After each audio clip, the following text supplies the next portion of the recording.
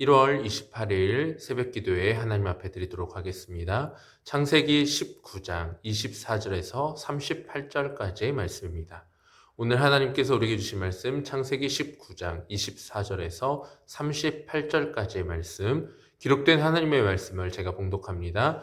여호와께서 하늘 곧 여호와께로부터 유황과 불을 소돔과 고모라에 비같이 내리사 그 성들과 온 들과 성에 거주하는 모든 백성과 땅에 난 것을 다 엎어 멸하셨더라.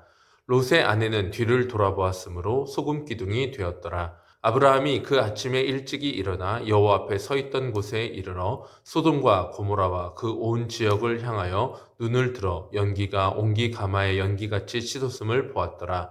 하나님이 그 지역에 성을 멸하실 때 곧 롯이 거주하는 성을 엎으실 때에 하나님이 아브라함을 생각하사 롯을 그 엎으시는 중에서 내보내셨더라. 롯이 소알에 거주하기를 두려워하여 두 딸과 함께 소알에서 나와 산에 올라가 거주하되 그 두 딸과 함께 구레에 거주하였더니 큰 딸이 작은 딸에게 이르되 우리 아버지는 늙으셨고 온 세상의 도리를 따라 우리의 배필될 사람이 이 땅에는 없으니 우리가 우리 아버지에게 술을 마시게 하고 동침하여 우리 아버지로 말미암아 후손을 이어가자 하고 그 밤에 그들이 아버지에게 술을 마시게 하고 큰 딸이 들어가서 그 아버지와 동침하니라. 그러나 그 아버지는 그 딸이 눕고 일어나는 것을 깨닫지 못하였더라.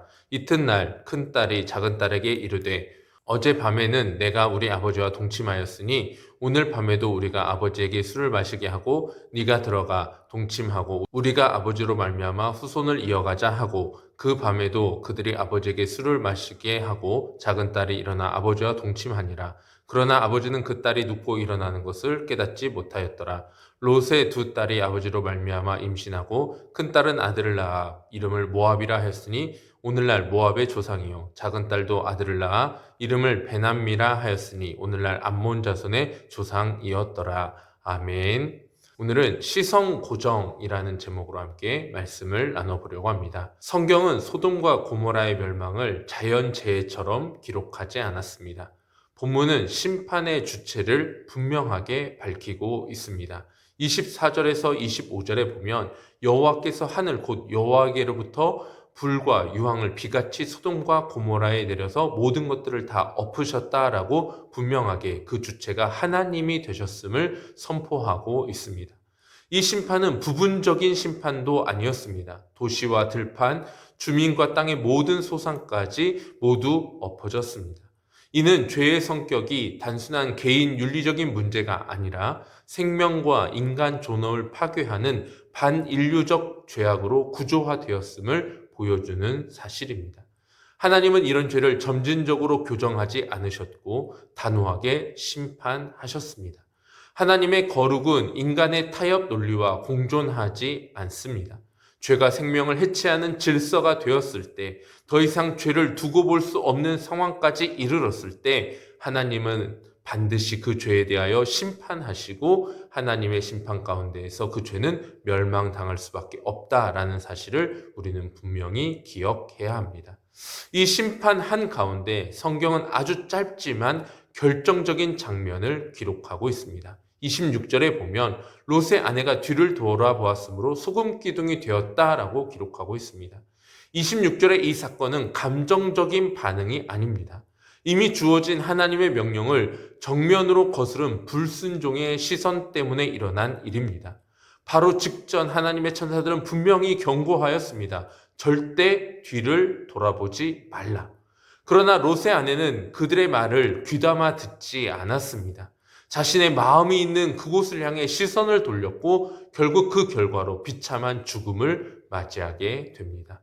하나님이 이토록 단호하게 롯의 아내를 소금 기둥으로 만드신 것은 하나님의 명령을 무시한 채 뒤돌아본다라는 것이 몸은 구원의 길 위에 있으나 마음의 방향이 여전히 옛자리에 머물러 있다는 것을 반증하는 사실이기 때문입니다. 죄는 언제나 행동 이전에 시선에서 시작됩니다. 무엇을 바라보느냐가 결국 어떤 삶을 선택하게 되는지를 결정하는 것입니다. 하와가 선악과를 보았을 때 그 선악과가 보암직도 하고 먹음직스러울 만큼 탐스럽게 느껴졌던 것처럼 죄는 늘 우리의 시선을 어디에 두느냐로부터 출발한다는 점을 명심해야 합니다. 롯의 아내의 시선이 뒤를 돌아보았다라는 것은 그녀가 구원의 대열 안에 있었지만 여전히 소돔을 벗어나지 못했다라는 의미였고, 소돔을 떠나지 못한 그녀의 마음으로 말미암아 그 시선과 마음이 머무는 곳에서 결국 비참한 결말을 맞이하게 되었다라는 사실입니다. 오늘 우리의 신앙도 이 질문 앞에 서 있습니다.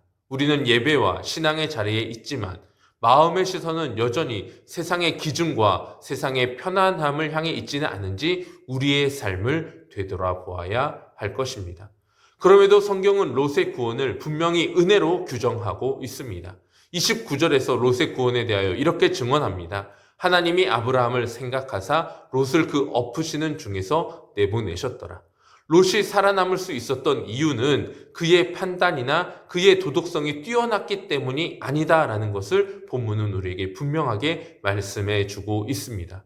하나님은 롯을 보신 것이 아니라 아브라함을 기억하신 것입니다. 중보의 언약을 기억하신 하나님의 은혜가 구원의 근거였습니다. 그러나 그 은혜는 자동으로 이후의 삶을 보장하는 것은 아닙니다. 구원은 시작이지만 그 이후의 삶에는 여전히 하나님의 뜻을 신뢰하며 살아가야 할 책임이 남아 있는 것입니다. 오늘 본문은 여기에서 끝나지 않았습니다. 성경은 매우 불편하지만 반드시 기록해야 할 사건을 이어서 기록해주고 있습니다. 롯이 소알에 거주하기를 두려워하여 두 딸과 함께 소알에서 나와 산에 올라가 거주하였습니다. 두 딸과 함께 굴에서 거주하였는데 큰 딸과 작은 딸이 늙은 아버지가 더 이상 자기들의 배필을 구해줄 수 없다라는 사실을 기억하고서는 아버지에게 술을 마시게 하고 아버지와 동침하여 아들을 낳게 됩니다. 이 장면은 소돔이 멸망했음에도 불구하고 그녀들의 생각이 여전히 소돔의 사고방식에서 완전히 떠나지 못하였음을 보여주고 있는 것입니다. 두 딸은 하나님을 신뢰하지 않았습니다. 하나님의 약속을 기다리지도 못했습니다. 생존이라는 명분 아래 인간의 계산으로 자신들 나름대로의 미래를 설계하였습니다. 그러나 그 결과는 분명한 반인류적인 죄악이었습니다. 성경은 이 죄를 미화하지 않았습니다. 오히려 그 결과로 태어난 모압과 암몬 자손이 이후 이스라엘 역사에서 끊임없이 갈등의 씨앗이 되었음을 기록하고 있습니다. 구원 이후에도 방향을 잃으면 죄는 다른 형태로 다시 태어날 수 있음을 성경은 우리에게 숨기지 않고 보여주고 있습니다.